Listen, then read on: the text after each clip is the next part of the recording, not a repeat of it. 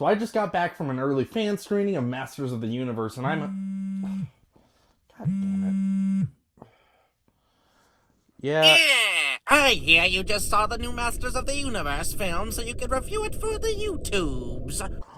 Skeletor, is that you? Now, I have a proposition for you if you do not say that Jared Leto's performance as yours truly, the greatest, most powerful being of all, Skeletor, and discuss what a kind, noble, humanitarian Jared Leto is, I will find you and I will crush you to the bone, yeah. Jared Leto? Like, no. No. Isn't that guy like a deranged cult leader and like a groomer? It's 2026. Everybody's a groomer, He-Man. Yeah. Alright, Skeletor, that was uncalled for. Okay. Look, I don't know what you want, but I'll do anything. I don't have any money, but I'll suck your dick. What? I'll slobber your cock, He-Man. Jesus fuck, dude, you need some serious help. And why do you keep on calling me He-Man? I don't even consider myself a man. Okay, look, I'm sorry about that. I may be the epitome of all evil in the universe, but I never want to misgender anybody. Aw, thank you, Skeletor. It's okay, I forgive you. Masters of the Universe was directed by Travis Knight, and it follows Prince Adam, expectedly so, years after he was sent to live a normal life on Earth after the evil Skeletor took over his homeworld of Eternia. Now, after returning to Eternia after all these years, Adam must defeat Skeletor and save his home planet. And they actually gave me this Masters of the Universe poster at the screening I went to.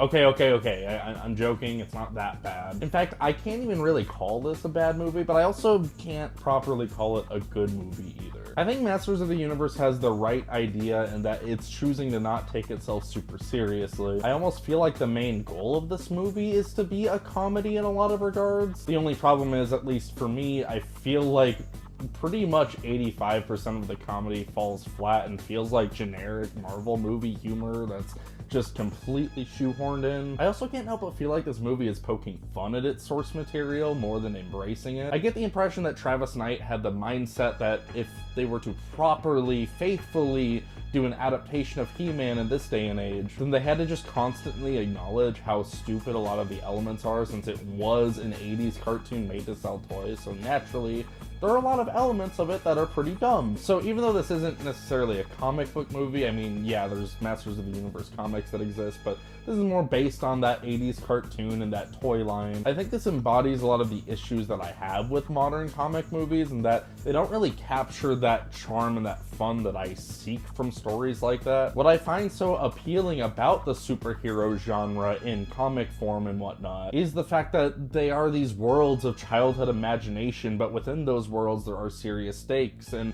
the characters themselves take the universe seriously. And that just creates this really charming blend of childhood imagination, but also with serious stakes. Not to say that the stakes in this movie aren't treated seriously by the characters, but right off the bat from the opening scene, as Adam explains in the narration what the whole world is like, I feel like he's constantly interrupting himself just to be like, yeah, I don't know why they call it the Sword of Power, that's just really dumb. So yeah, I do think a tongue-in-cheek type tone for this movie could have really worked, but I kept on thinking throughout, man, I really wish fucking Sam Raimi directed this. As you can see, I am a massive fan of the Sam Raimi Spider-Man movies. Yes, even 3. Those I feel like perfectly capture that silly comic book tone, embrace the cheese while also just being authentic and proud of what they are and wearing it on their sleeve. And I guess I wish that was more the tone they had in this Masters of the Universe movie, as opposed to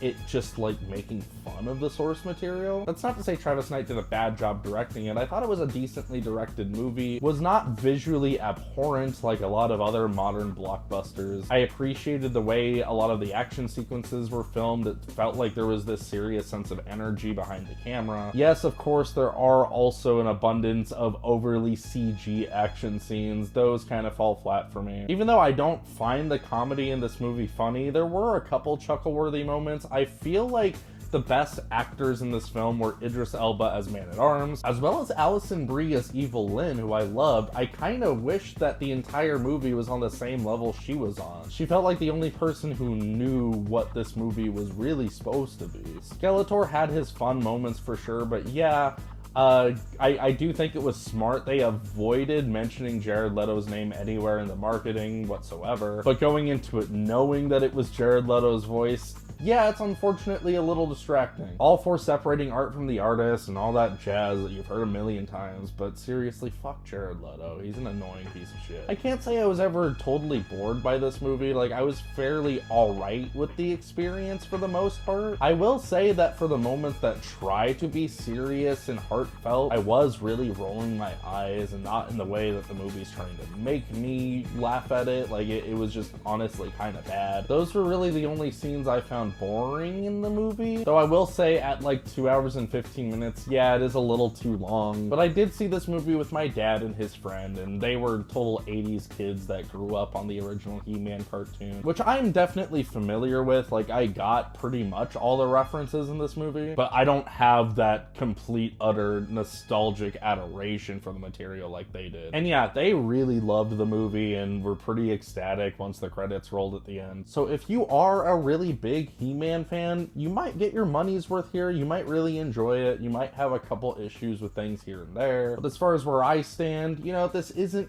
totally my kind of movie. I didn't hate it, thought it was fine for what it was, but seeing what it was trying to be, I feel like it could have been done with so much more craft and really been something fun and great. So as it stands, for me personally, I'm gonna give Masters of the Universe a 5 out of 10. Thanks for watching, guys. Hope you have a good one.